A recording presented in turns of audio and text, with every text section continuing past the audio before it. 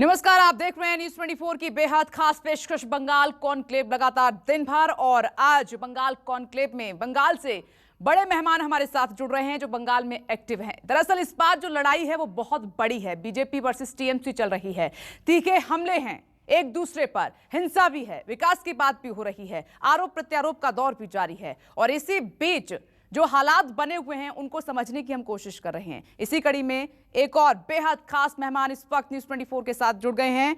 नरोत्तम मिश्रा जी गृह मंत्री हैं मध्य प्रदेश के, लेकिन बड़ी जिम्मेदारी बंगाल में उन्हें मिली है और लगातार एक्टिव हैं, बीजेपी के लिए जमकर प्रचार प्रसार कर रहे हैं। नरोत्तम मिश्रा जी, बहुत बहुत स्वागत है आपका न्यूज 24 के बंगाल कॉन्क्लेव में।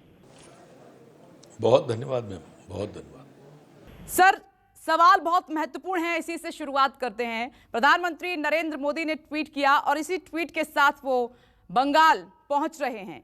कहा कि परिवर्तन का मन बना लिया है बंगाल की जनता ने इस बार। सर, इतना आसान होगा? क्योंकि पिछले विधानसभा में आपको मात्र 3 सीटें मिली थी सर। वो तो उत्तर प्रदेश में भी ऐसे ही कहा था लोगों ने कि कुल इतनी सीटें हैं। ऐसी पश्चिम बंगाल में है। लोकसभा में तो एक भी नहीं थी, लेकिन हमने लोकसभा में हाफ किया और विधानसभा में साफ कर देंगे। आप परिणाम देख लेना। प्रधानमंत्री जी ने अक्षर से सत्य कहा है, ऐसी मेरी मान्यता है। काफ़ी अनुभवी नेता हैं भारतीय जनता पार्टी के पास प्रधानमंत्री जी। और जो पश्चिम बंगाल में हम भी लगातार नीचे तक जा रहे हैं, जनता का मन बन गया है बदलाव का। इस बार कुछ किया भी नहीं 10 साल में। इनका कल का घोषणा पत्र अगर आप देखेंगी ममता बनर्जी का, वो ये असफलताओं का पुलंदा है। बोले अब हम किसान को 10,000 देंगे, अब हम राशन घर घर तक देंगे, अब हम मकान देंगे। क्या है मतलब? अभी तक क्यों नहीं दिए? किसने रोका था 10 साल? जो प्रधानमंत्री जी ने आपको गेहूं भिजवाया लॉकडाउन में, वो कौन खा गया? प्रधानमंत्री जी का कृषक कल्याण की राशि 6,000 रुपया एक भी किसान के खाते में नहीं आई। क्यों? इसका दोषी कौन है? अगर दोषी आप हैं तो सजा भुगतो। प्रधानमंत्री आवास कौन खा गया बीच में? कौन है दोषी? 10 साल से आप बैठी हो। क्या कारण है कि पश्चिम बंगाल जो पूरे देश के लोगों को रोजगार देता था, औद्योगिक क्रांति की शुरुआत करने वाला, लाल सलाम कॉमरेडों की शुरुआत करने वाला, क्या कारण है कि आज वहाँ के लोग पलायन करके रोजगार के लिए गुजरात जा रहे हैं, महाराष्ट्र जा रहे हैं? क्यों? इसका दोषी कौन है? 34 साल कम्युनिस्ट रहे, 10 साल ममता बनर्जी रही पश्चिम बंगाल में, 44 साल हो गए और उसके बचे हुए साल कांग्रेस रही। और ये सारे लोग गरीबी के नाम पर वोट मांगते रहे। कोई गरीबी हटाओ के नाम पर मांगता रहा, कोई जितना वेतन उतना काम, नहीं तो काम तो काय का काम, नहीं दाम तो काय का काम, ऐसे नारे लगाते रहे। ममता बनर्जी तो आंदोलन करती रही। वो सिंगूर जहां पर उन्होंने लकटकिया कार हमारी हटा दी नैनो, उस आंदोलन ने उन्होंने सरकार तो दिलवा दी, पर उसके साथ ही वो पूरे प्रदेश का रोजगार भी खा गई। खुद और अपने परिवार को रोजगार दे दिया। भाई उनके संपन्न हो गए, करोड़पति हो गए, भतीजा उनका अरबपति हो गया। ये स्थिति पश्चिम बंगाल की हुई। गरीब गरीब और गरीब के मुंह का निवाला छोटा होता चला गया। इनका परिवार सुरसा के मुंह की तरह बढ़ता चला गया।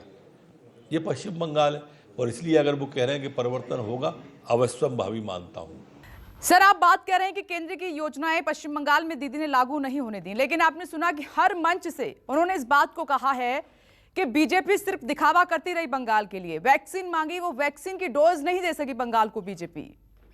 अरे हम थोड़ी सरकार में है क्या? वहां हमसे सवाल कैसे कर रहे हो? उनने क्या किया ये बताएं ना। हम तो आ जाएंगे तो करेंगे। हमने क्या किया है? हमारे गुजरात में देखें, हमारे उत्तर प्रदेश में आए, मध्य प्रदेश टहलती हुई चली आए दीदी। यहाँ 16-16 साल से हम सरकार में बैठे हैं, 17 साल से। यहाँ आओ ना, यहाँ देखो हमने क्या किया है। दिल्ली में हमने क्या किया है, दिल्ली जाके देखो। आप अपना बताओ, हम अपना बताएंगे। हमने अपने घोषणा पत्र में कहा था कि 370 हटाएंगे, हटाई कि नहीं हटाई? हमने अपने घोषणा पत्र में कहा था कि 35 से हटाएंगे, हटाया कि नहीं? हमने कहा था 35 से हटा, हमने कहा था सीए को लाएंगे, लाए। हमने कहा था कि हम ट्रिपल तलाक हटाएंगे, हटाया। हमने कहा था सौगंध राम की खाते हैं, मंदिर वहीं बनाएंगे, बन रहा है। देखिए आप, जो कहती है बीजेपी वो करती है। ममता दीदी, आपके प्रमाण पत्र की जरूरत नहीं है भाजपा को। सर, इस बार विकास की बात कम, हिंसा बंगाल में ज्यादा दिखाई दे रही है। क्या हिंसा के नाम पर चुनाव जीता जाएगा इस बार? 134 लोग मर गए हमारे, 134 लोग शहीद हो गए हमारे, 134। थोड़ी सी खुद की गलती की वजह से, उनके ड्राइवर की गलती की वजह से, उनके सुरक्षाओं की वजह से पैर में लग गई तो पॉलिटिकल पाखंड किया उनने। मैंने ऐसा इलाज ही नहीं देखा कि आज प्लास्टर चढ़ाओ और कल कट जाए, स्क्रैप बैंडेज पे आ जाए। आज आप वेंटिलेटर और स्ट्रेचर के पलंग पे लेटी हो और कल आप व्हीलचेयर पे आ जाओ। पूरे बंगाल को व्हीलचेयर पे बिठा दिया इन्होंने, पूरे बंगाल की अर्थव्यवस्था को। इसका दोषी कौन है?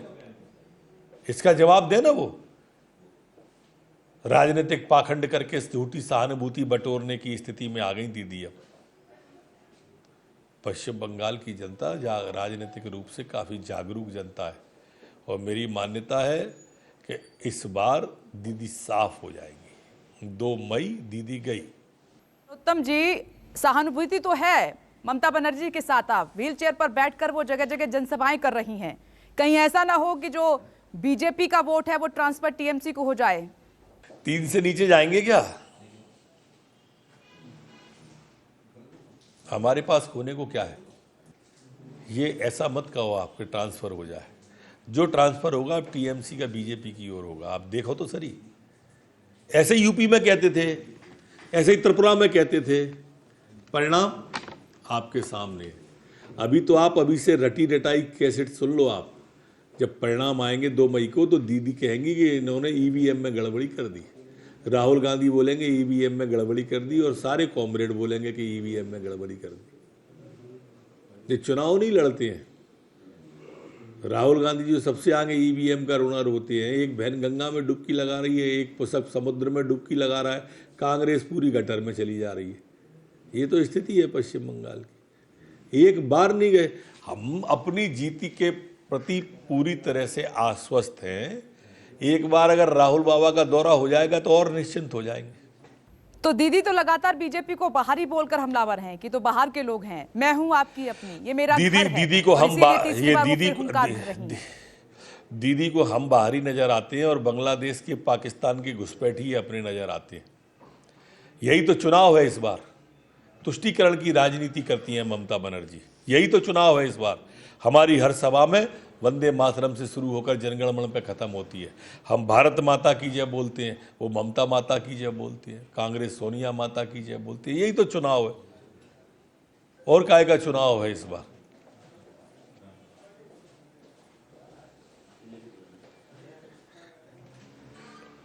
ये वही लोग हैं, ये जो चंडी का पाठ करने वाले, कोर्ट के ऊपर जनेऊ डालने वाले, गंगा में डुबकी लगाने वाले, ये सब वही लोग हैं जिन्हें चुनाव पे ही याद आता है। चुनाव पे ही याद आते हैं सबरे धर्म। चंडी के पाठ की पहले जिक्र क्यों नहीं की इनने? अब जब पता चल गया कि लकीर खिंच गई है तो चंडी का पाठ याद आ गया, मंदिर से शुरुआत करने लगी। यही तो एक जीत है मोदी की। और इससे अच्छे अच्छे दिन क्या चाहिए? सबरे टोपी लगाने वाले टीका लगा के आने लगे, चुनाव प्रचार करने वाले राजनेता। और कितने अच्छे दिन चाहिए? आज फिर बहुसंख्यक हिंदू की बात करने लगे ना लोग। यही तो अच्छे दिन होते हैं। नहीं तो सब रोजा अफ्तार से ही शुरू करके वहीं खत्म कर देते थे। हम किसी का विरोध नहीं करते हैं, लेकिन हमारे सम्मान पर ठेस नहीं पहुंचे इस बात की चिंता भी करते हैं। नरोत्तम जी, इस बार दीदी घर घर राशन दे रही हैं, पेंशन भत्ता दे रही हैं और 1 साल में अभी तक क्यों नहीं दिया? देंगी।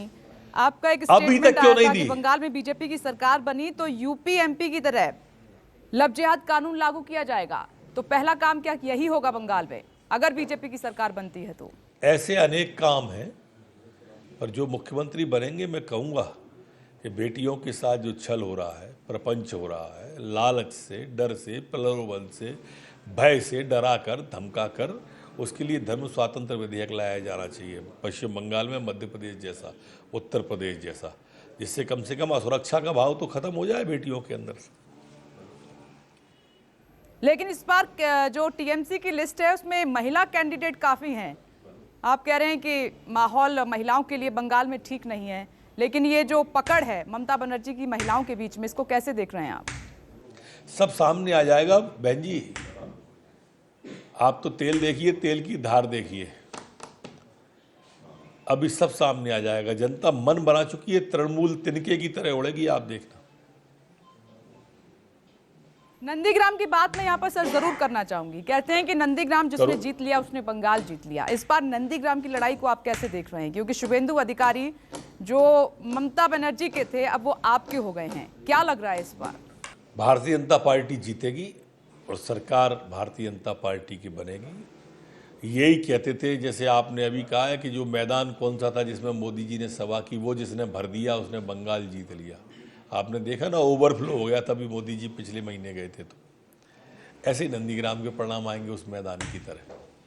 तो 50,000 वोटों से दीदी को हराना आसान होगा शुभेंदु अधिकारी के लिए?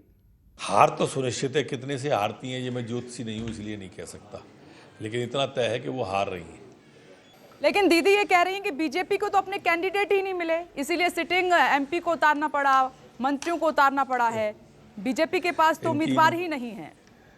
हमने ऐसे सब जगह लड़ाए हैं और एक क्षेत्रीय पार्टी राष्ट्रीय पार्टी के बारे में ऐसा कहे ये तो सूरज को दिए दिखाने जैसा है। भाजपा की तुलना एक क्षेत्रीय दल कैसे करेगा, कैसे हो सकती है? कोहनी पे टिके लोग, खूंटी पे टंगे लोग, बरगद की बात करते हैं, गमले में लगे लोग। कहाँ भारतीय जनता पार्टी, कहाँ एक प्रदेश का दल? कैसे आप तुलना कर रहे हो? आप मैंने दीदी को मंच पर नरोत्तम जी कहते हुए सुना, जो भीड़ देखी गई बीजेपी की रैलियों में, तो उस पर वो कह रही हैं कि कहाँ है बीजेपी के पास भीड़, ये सिर्फ खरीद के भीड़ लाई गई है, रेल बुक की गई है, बसें बुक की गई हैं, बाहर से लोगों को बुलाया जा रहा है। अच्छा, और क्या बोलेंगी वो ये बोलेंगी वास्तव में बीजेपी की भीड़ है। और हमको भीड़ के लिए दीदी के प्रमाण पत्र की जरूरत है क्या? वो कुछ भी कह दे तो जनता समझती नहीं है क्या?